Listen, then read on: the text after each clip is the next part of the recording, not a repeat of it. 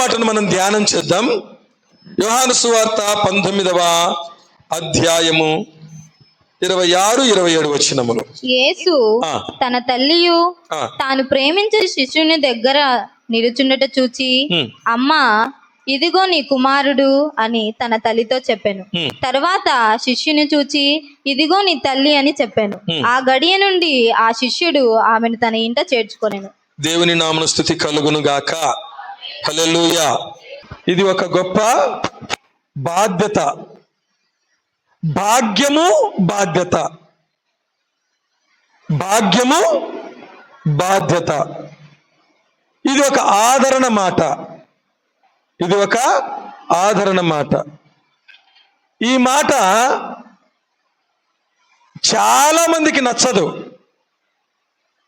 ఈ మాట చాలా మంది కొడుకులకు నచ్చదు, చాలా మంది కూతుర్లకు నచ్చదు, చాలా మంది కోడళ్లకు నచ్చదు ఈ మాట చెప్తే. ఈ మాట చెప్తే ప్రభునందు ప్రియమైన వారులారా, యేసుక్రీస్తు ప్రభు సిలువలో వేలాడుతూ తన బాధ్యతను మర్చిపోలేదు. సిలువలో వేలాడుతూ కూడా తన బాధ్యతను ఏం చేయలేదు, మర్చిపోలేదు. తన బాధ్యతను నమ్మకముగా ఉండేటటువంటి తన శిష్యునికి అప్పగించాడు. అమ్మా, ఇదిగో నీ కుమారుడు, ఇదిగో నీ తల్లి అని తన శిష్యునితో చెప్పాడు. ప్రభునందు ప్రియమైన వారులారా, యేసుక్రీస్తు ప్రభు తల్లి ఎన్ని నిందలు అనుభవించిందో ఇప్పటికీ అనుభవిస్తూనే ఉంది. మామూలుగా అయితే వాక్యం చెప్తుందంటే, అన్ని తరముల వారు నిన్ను ధన్యురాలందురు అంటారు వాక్యం. ధన్యురాలు అయినటువంటి ఆమెను ఇప్పటికీ ఘోరమైన మాటలు మాట్లాడుతున్నారు. చచ్చిపోయినా విడిచిపెట్టరా అంటారు కదా, ఆ విధముగా ఇది తల్లి యొక్క త్యాగం. ప్రభునందు ప్రియమైన వారులారా, ఇదేమి చెప్పండి, తల్లి యొక్క త్యాగం. బిడ్డను కనేటప్పుడు తల్లి మరణావస్థ పడుతుంది. బిడ్డను కనేటప్పుడు తల్లి మరణావస్థ పడుతుంది. తన శరీరాన్ని కోయించుకోవడానికి ఇష్టపడుతుంది. ఎందుకు? బిడ్డ కోసం. బ్రతుకుతుందో లేదో నమ్మకం లేదు, తెలియదు. అందుకనే ఇప్పుడు ఆపరేషన్లు వచ్చినా ఈజీ అనుకుంటున్నారేమో. ఆపరేషన్ చేయించుకునే వాళ్ళ బాధ ఎటుంటుందో వాళ్ళకే తెలుస్తుంది. అప్పుడు ఆపరేషన్ నొప్పి లేకుండా ఇంజెక్షన్ వేస్తారేమో, కానీ జీవితాంతం నొప్పి లేకుండా ఉండట్లేదు. జాగ్రత్త వినండి కదా. అందుకని ఆపరేషన్ చేసేటప్పుడు ఏం చేస్తారు డాక్టర్లు? నీతో సంతకం చేయించుకుంటారు. ఏమని? ఈ ఆపరేషన్ అటు ఇటు ఏదన్నా అయితే మాకు ఎటువంటి సంబంధము లేదు. దీని అర్థం ఏంటి? మేము చంపినా నువ్వు అడగకూడదని అర్థం. అది చచ్చిపోతుందేమో తెలియదు కదా. అందుకనే డాక్టర్ దగ్గర చచ్చిపోయిన కేసు ఉండదు. ఎందుకు? 10 మందిని చంపందే డాక్టర్ గారంట. ఎవరిని? ఆయన ఎవరిని చంపకుండా డాక్టర్ అయినాడు. దేవుని నామమున స్తుతి కలుగును గాక. హల్లెలూయా. గమనించండి, ప్రాణం పోతుందని తెలిసినా బిడ్డను కనడానికి తల్లి ఇష్టపడుతుంది. నొప్పి భరించాలని తెలిసినా బిడ్డను కనడానికి తల్లి ఇష్టపడుతుంది. ఎంతో త్యాగం చేస్తుంది. తప్పు చేసినా బిడ్డ కోసమే చేస్తుంది, కష్టము చేసినా బిడ్డ కోసమే చేస్తుంది. ప్రభునందు ప్రియమైన వారులారా, నువ్వు పుట్టి పెరిగినంత వరకు నిన్ను పోషిస్తుంది.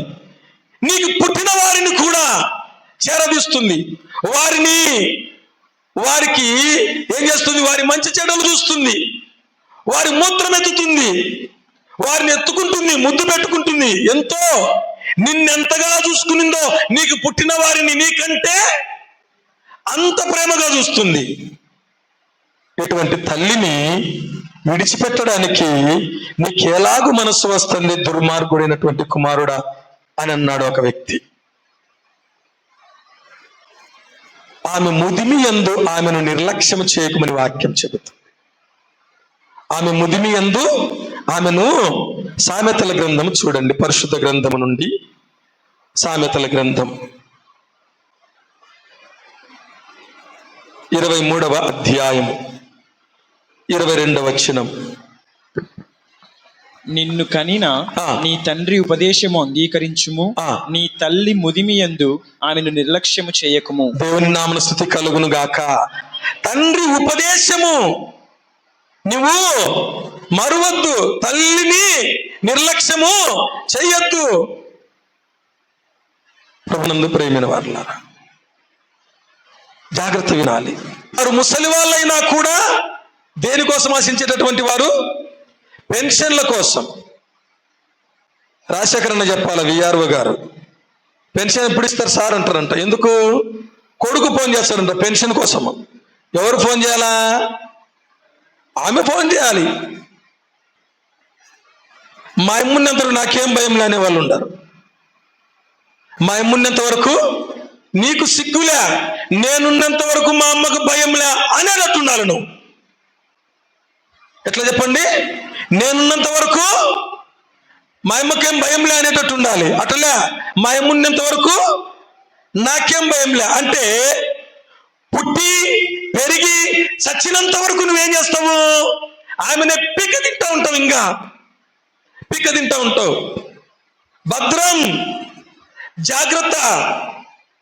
వారికి ఘోరమైనటువంటి శిక్ష ఏమిటో తెలుసునా? సామెతల గ్రంథము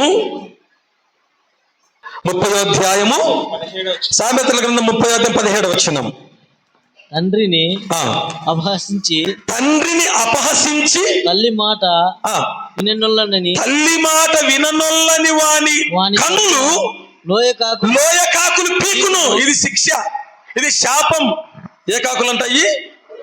మామూలు కాకులు కాదు. లోయ కాకులు అంటే చాలా క్రూరముగా ఉండేటటువంటి అని గమనించండి, చాలా జాగ్రత్తగా వినాలి. తల్లిదండ్రులు ఉన్న ప్రతి ఒక్కరూ వినవలసినటువంటి సందేశం ఇది. మొన్న మదర్ తెరీసా వృద్ధాశ్రమానికి వెళ్ళాం, గండి రూట్లో ఉండేదానికి వెళ్ళాం. అక్కడికి వెళ్తే అక్కడ ఉన్నటువంటి తల్లిదండ్రుల యొక్క ఆవేదన, బాధ.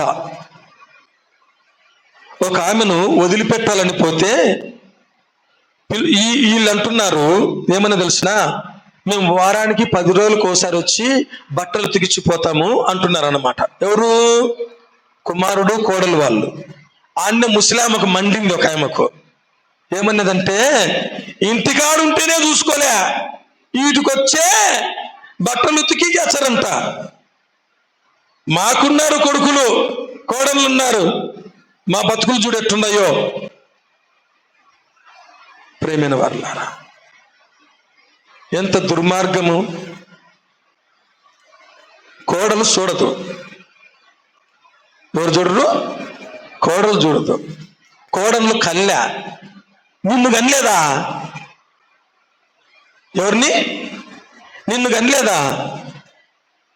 కోడళ్ళు దూషిస్తుందేమో కానీ కొడుకును దూషిస్తుందా? ఎందుకు? కన్న ప్రేమ, అది కన్న ప్రేమ. ప్రభునందు ప్రేమైన వాళ్ళ ఎంతో మంది దేవుని నమ్మిన దుర్మార్గులు వీళ్ళు. అన్యుల గురించి చెప్పడంలే, యేసు ప్రభు మాటలు వింటూ, యేసు ప్రభు వారమని చెప్పుకుంటూ దుర్మార్గములో జీవిస్తున్నటువంటి వారు, తండ్రిని దగ్గరికి రానియనటువంటి వారు, తల్లిని దగ్గరికి రానియనటువంటి వారు. ప్రభునందు ప్రియమైన వారులారా, గమనించండి, రేపు నీ గతి ఏమవుతుందో, రేపు నీ పరిస్థితి ఏమవుతుందో. ప్రియమైన వారులారా, ఒకడంటాడు, ఒక ఆయన ఉన్నాడు, దాలుమందరం ఎత్తు. ఎంతెత్తు? ఎంతెత్తు? దాలుమందరం ఎత్తున్నాడు. ఎందుకు కదా? ప్రభునందు ప్రియమైన వారు, ఆమె చూసుకోకుంటే మనలే, నీకేమైంది? చెప్పు, చెప్పు. ఏమని? నేను చూసుకుంటాలే కదా, నేను చూసుకుంటా. గుడిసె బువ పెట్టే వాళ్ళు లేరు, ఇంత కూరేసే వాళ్ళు లేరు. ప్రభునందు ప్రియమైన వారలా, ఇది వాస్తవం. పక్కనే ఉన్నా కూడా గుడ్డి వాళ్ళు అయిపోయినటువంటి వారు ఉన్నారు. ఈ మాటతో నీకు మార్పు రావాలని సహోదరి సహోదరుడా, ఈ మాటతో నీకు మార్పు రావాలని, రేపు నీ జీవితం ఏమవుతుందో ప్రతిదానికి లెక్క చెప్పాలి. ప్రతిదానికి ఏం చేయాలి? నువ్వు లెక్క చెప్పాలి. మీరు అనుకోవచ్చు, అమ్మయ్యా యేసుప్రభు నమ్మినాము, రక్షింపబడినాము, మాకే పరలోకంలో ఉంటుందిలే అని అనుకోవచ్చు. అంత తేలిక ఇచ్చేవాడు కాదు పరలోకం. యేసుప్రభు ఏమి చెప్పండి, అంత తేలిక ఇచ్చేటటువంటి వాడు కాదు. ప్రభునందు ప్రియమైన వారులా, నీ తల్లిని నువ్వు నిర్లక్ష్యం చేస్తున్నావేమో, నీ తండ్రిని నువ్వు నిర్లక్ష్యం చేస్తున్నావేమో. యేసుప్రభు నీకు మాదిరి చూపిపోయాడు. యేసుప్రభు నీకు మాదిరి చూపిపోయాడు. బైబిల్ గ్రంథం ఎంత గొప్పదండి, బైబిల్ గ్రంథం ఎంత గొప్పది.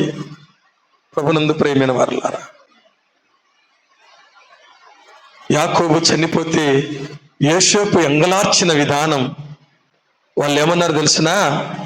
ఇది ఐగుప్తీయుల దుఃఖము అన్నారు వాళ్ళు. ఎవరి దుఃఖము? ఐగుప్తీయుల దుఃఖం అన్నారు. అంతగా దుఃఖం సలిపారంట వాళ్ళు, అంతగా ఏడ్చారంట శవాన్ని ఆడ పెట్టుకొని. ప్రభునందు ప్రియమైన వాళ్ళ, సమయం దేవుడు నీతో మాట్లాడుతున్నాడు. నీ తల్లి ఉంటే, నీ తండ్రి ఉంటే ఇప్పటికైనా నువ్వు కోడల స్థానంలో ఉన్నావేమో. అందుకని నేను చెప్పాను మొదట్లోని, ఈ మాటలు ఎవరికి నచ్చవు. కోడలకు నచ్చవు, కొడుకులకు నచ్చవు, పట్టించుకొని కూతుర్లకు నచ్చవు ఈ మాటలు. ఎందుకు? నా గురించి చెప్పినాడు. ఎవరి గురించి చెప్పినాడు చెప్పండి? నా గురించి చెప్పినాడు. అందుకని ఏం చేయాలి తెలిసిన? ఈ మాట వచ్చినప్పుడు నువ్వు లేచిపోవాలి. ఇది లేకుండా నాతోనే మాట్లాడతాడు ఇంకా దేవుడు అని నువ్వేం చేయాలా చెప్పండి? ఈ నుంచి లేచిపోతే నీకు మేలు, లేచిపోతే నీకు మేలు. అసహ్యమని దూరం పెట్టుకునే వాళ్ళు కొంతమంది, నిద్రపోనీరని దూరం పెట్టే వాళ్ళు కొంతమంది, ఇంకా ఎంతో మంది. ప్రభునందు ప్రియమైన వారులారా, యేసు ప్రభు చూడండి ఎంత మాదిరి చూపాడు. తెలియజేయ కుటుంబ ప్రాధాన్యతను, తెలియజేయ కుటుంబ ప్రాధాన్యత. నువ్వు కనిన వారి మీద ఉన్న ప్రేమ నిన్ను కనిన వారి మీద లేకపోతే ఎట్లా? అందుకని అంటుండ్రు ఏమని, నిన్ను కన్నట్టే నన్ను కూడా కన్నింది మా అమ్మ, నిన్ను కన్నట్టే కదా, నువ్వు కన్నట్టే నిన్ను కూడా మీ అమ్మ కనింది. నా పిల్లలంటే ఒప్పుకోం అని అంటారు కదా, నువ్వు కన్నట్టే నిన్ను కూడా మీ అమ్మ కనింది, నీ తల్లి కనింది నిన్ను. బైబిల్ గ్రంథంలో ఎక్కడైనా చూడండి తండ్రి తల్లి, తండ్రి తల్లి. ప్రభునందు ప్రియమైన వారు, వారు ఎటువంటి వారైనా కావచ్చు, ప్రభునందు ప్రియమైన వారులారా, నువ్వు భూమిపైన జీవించడానికి కారణం ఎవరంటే వాళ్ళే. దేవుడు అన్యాయస్తుడా? దేవునికి తెలియదా నిన్ను ఏ గర్భాన పుట్టించాలనో? దేవునికి తెలియదా కదా? ప్రభునందు ప్రియమైన వారులారా, కాబట్టి దేవుని చిత్తములో ఉండే వారి గర్భములో నువ్వు పుట్టావు. వారి ద్వారా దేవుడు నిన్ను భూమిపైకి రప్పించినాడు. ఇది గుర్తుపెట్టుకోవాలి. ప్రభునందు ప్రియమైన వారులారా, మరలా చెప్తున్నాను, ఇది గొప్ప బాధ్యత, గొప్ప భాగ్యం. ఏమిటంటే తల్లిని తండ్రిని ఆదరించుట, పోషించుట. అది నీ భారము కాదు, అది నీ యొక్క బాధ్యత, అది నీ యొక్క బాధ్యత. యేసు ప్రభువు మాదిరి చూపి మనకు నేర్పించాడు. ఈ వాక్యం మనతో మాట్లాడుచుండగా, ప్రభువా నాతో నువ్వు మాట్లాడావు, నీలాగా నేను జీవించుటకు, అలాగా బాధ్యత కలిగి ఉండుటకు నాకు సహాయం చేయని ప్రార్థన చేద్దాం.